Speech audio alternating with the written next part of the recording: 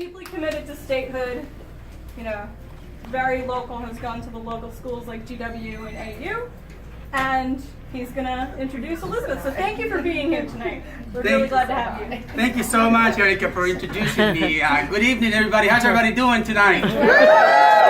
What a great crowd. This is awesome. I'm so excited to be here. Welcome to your nation's capital. I know some of you are coming from out of the city or the future state, and so we're excited to be here. I was actually in Virginia over the weekend with the Fairfax Democrats, promoting Democrats to make sure that we're coming strong. The weekend before that, I was in New York City doing the same. There's a very progressive young man in New York City, and so I was happy to be over there endorsing him too. And look, what I say is this: if you want to advance the progressive movement, one of the best things you can do is support statehood for the District of Columbia.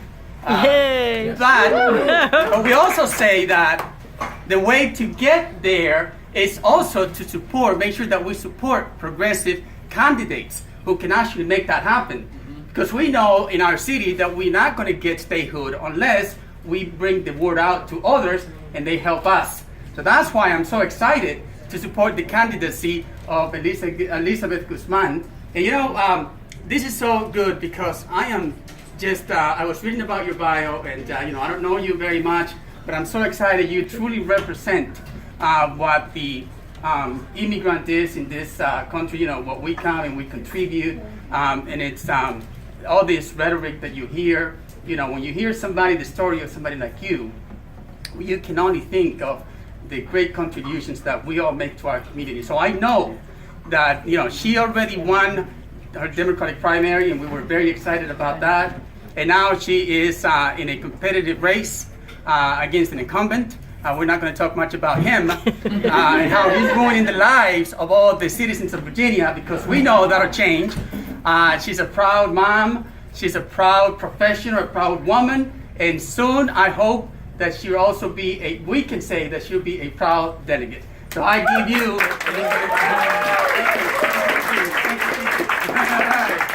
you go.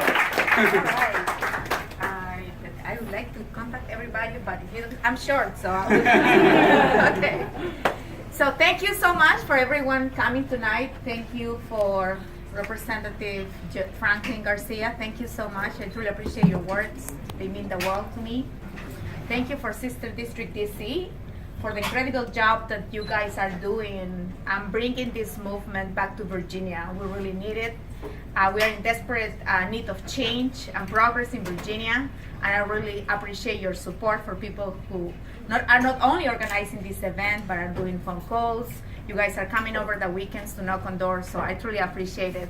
Thank you so much. Also, DC for Democracy, Diversity DC, wow, those are great organizations. I wish you guys could create chapters in Virginia because we need those as well. We don't have any, we would love to have them. So my name is Elizabeth Guzman. I am the Democratic nominee for the 31st District of the House of Delegates. As Rep. Garcia was saying, I recently came from winning a primary, June 13, a very close primary that I was running against a nominee in 2015.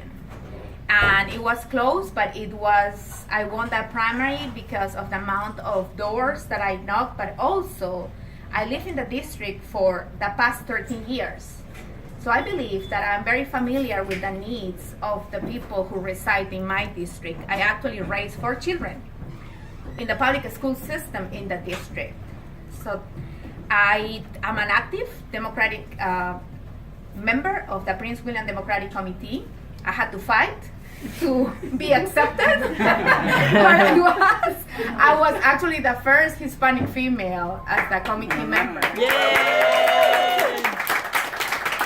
And so I am, for the ones that don't know, I'm originally from Peru, and that's why I'm dressing these colors to represent the Peruvian flag. He said, this is a Peruvian restaurant, we're in a Peruvian mood, so let me wear some Peruvian colors, and these are what represent the Peruvian flag. I came to this country, like many other immigrants, looking for better opportunities for my oldest daughter, Pamela, who is 25 now. I never imagined that educational and professional opportunities will become available to me. But like many immigrants, I juggled 3 jobs just to be able to afford a 1-bedroom apartment. While I went to school, I've always worked full-time and raised my family, but I was able to achieve the American dream. My experiences and challenges that I faced throughout this experience were in alignment with the Democratic Party, and that's how I became a Democrat since I was naturalized. But at the same time, my experiences assured me that anyone who's willing to sacrifice and work hard in this country will be able to achieve the American dream, and that's why I'm running for office.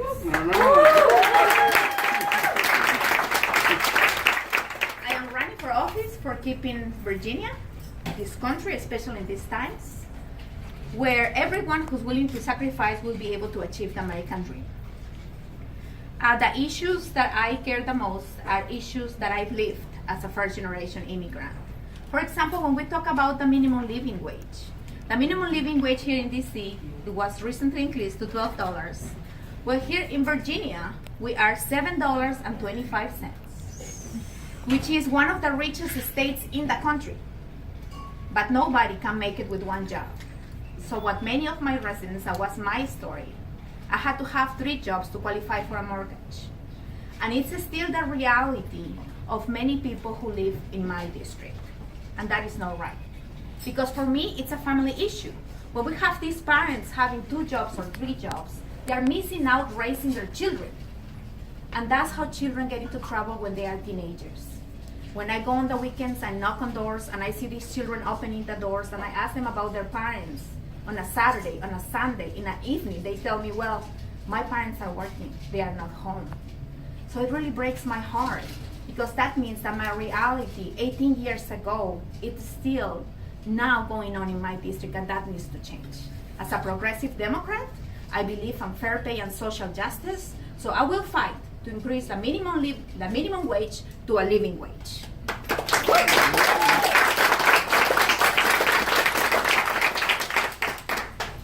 Another important issue in Virginia is healthcare. As a progressive Democrat, I believe that healthcare is a human right and it's not a privilege.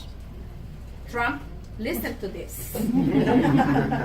Because we believe that the Affordable Care Act was not the best program that we had. However, it was something in the absence of anything. Because for people who are around my age know that we never had a program like that. This is the first time. And it's helping 650,000 Virginians to qualify for health care with pre-existing conditions. So as your delegate, I will join the Virginia Assembly and we will fight to block the repeal and replace of Obamacare. But also, there is actually right now 400,000 Virginians that would qualify for Medicaid. Medicaid in Virginia right now, it's only for children, for pregnant women, and also for people with disabilities, AIDS, or cancer. So we have poor 400,000 Virginians that will qualify today for the expansion of Medicaid. And why it was not passed? Because my opponent, he always votes hard-line right, and he will support anything that his party will do without thinking on the need of my constituents, which currently 1,500 from the 31st district will qualify for that program. But also will make physical sense, because if we were to approve Medicaid, we will bring back to Virginia $12 million back to Virginia that we will invest not only in healthcare, but also in transportation and schools that we need the money. So we will bring back to the table. I heard 2 days ago that Terry McAuliffe is gonna try to present it again to approve it, and we need to be there to support him. He needs to be approved, and if it's not approved, it's coming back in January, because once elected, I will fight to have Medicaid for all in Virginia.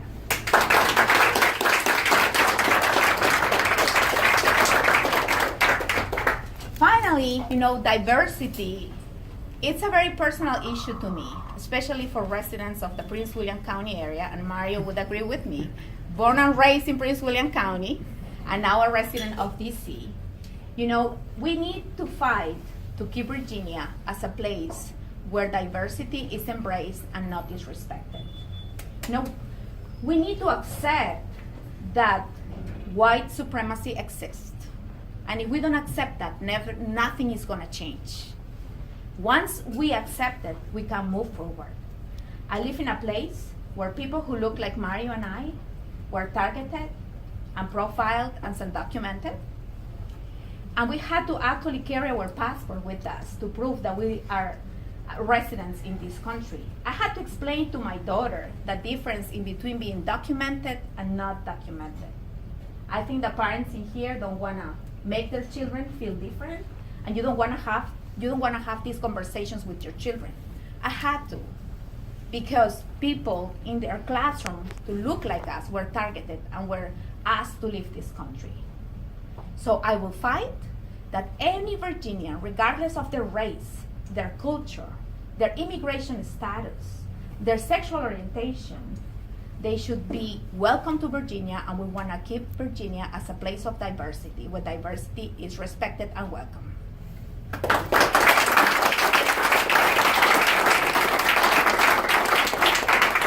I'm running against an incumbent who has been in office for 16 years, representing only 16% of the voting population.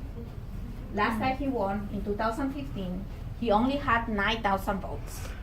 We have 58,000 registered voters in Virginia, and that's why we need your help. We need to explain to people that we have elections in Virginia every year, and we need the support. Because the reality is that in the 31st district, there are more Democrats than Republicans. Hillary recently carried my district by 9 points. Obama carried it in 2008 and 2012 by 12 points. Terry McAuliffe, Ralph Northam, and Mark Herring won my district, but not the candidate in 2013.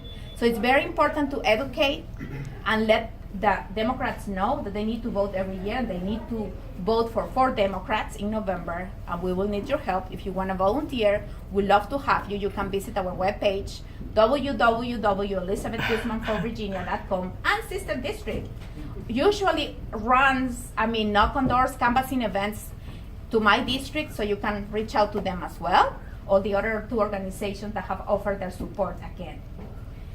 But how this person has been winning elections for the past 16 years? Well, he's a money machine.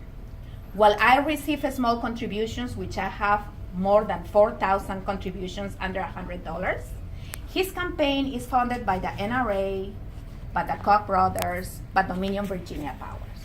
As a progressive, we need to change that, and I sign a pledge not to take any money from Dominion Virginia Power, because they are not going to buy my loyalty, and they're not going to stop to have any progress in Virginia. And I will not take any money from big corporations, because they cannot buy my loyalty, once again. He has the money to do TV and radio, and he runs a strong mail program. And even though I know for a fact, as a professional, that I'm a social worker and a public administrator, I know the issues that my constituents are facing with. I will need the money to compete equally, because I need to send as many mail pieces that he's sending out to all of the constituents. Because another important information for my district is that 60% of the population commute outside of the district for a better job opportunity. That's my case. I commute every day to come to Alexandria. I drive 20 miles one way and 20 miles the other way to come home for a better job opportunity. And that's the reality of 60% of my constituents. And many of them, we won't be able to reach at the doors or over the phone, and they need to get information about the campaign via mail. So we need to send as many pieces of mail as he's sending, and those cost money. We're gonna have to do radio if he does radio as well. We're gonna have to do TV as well. And we have an organization actually here present today, which is One Vote at a Time, who they are gonna prepare a video for my campaign, and I would like to acknowledge them as well. They're gonna help me write my message so voters know that they have a choice today. So please, if you have contributed to that campaign, I will ask you one more time, if you could write a second check or make a second contribution. I will make a good use of your money. You can see my contributions. You can see how this is a people's power campaign. When you look at the reports, you can go to vpop.org and see how much money we are fundraising.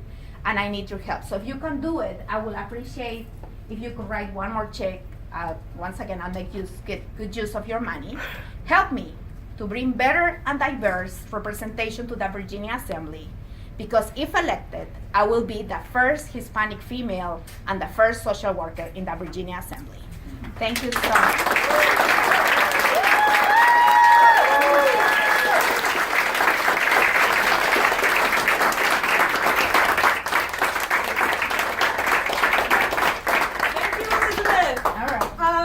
We have text to donate options for this particular fundraiser as well. Feel free to ask about that at the table. All right. Don't forget to bring a gift bag home. They're reusable. The bag itself is one of the gifts. You can bring your lunch